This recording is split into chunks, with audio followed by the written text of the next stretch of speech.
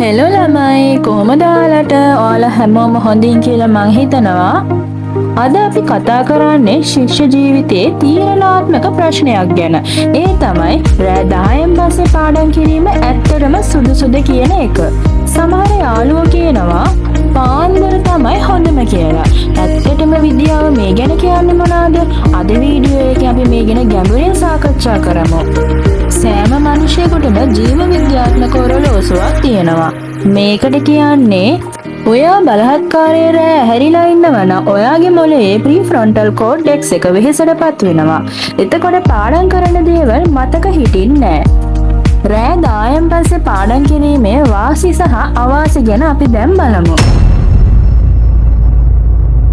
වාසි නිශ්ශබ්ද පරිසරය, බාධා කිරීම අඩුවීම සහ වැඩි අවධානයක් ලබාගත හැකි වීම.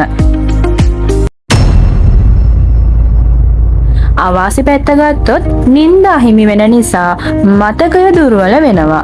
අපි ඉගෙන ගන්න දේවල් කෙටි කාලීන මතකයේ ඉඳන් දිගු කාලීන මතකයට රැගෙන යන්නේ අපි නිදා ගන්න වෙලාවටයි.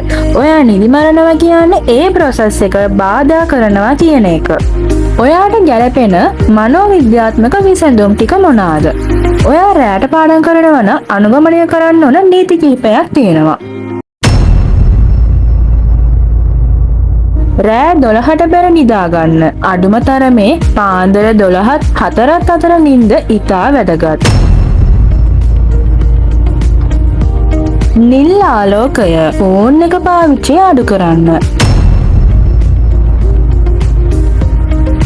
මොළය වෙහෙස මහන්සි වී ඇති වෙලාවට රෑට ගොඩාක් අමාරු ගණිත ගැටලු කරනවට වඩා කියවා තේරුම් ගන්නා දේවල් කිරීම සුදුසුයි.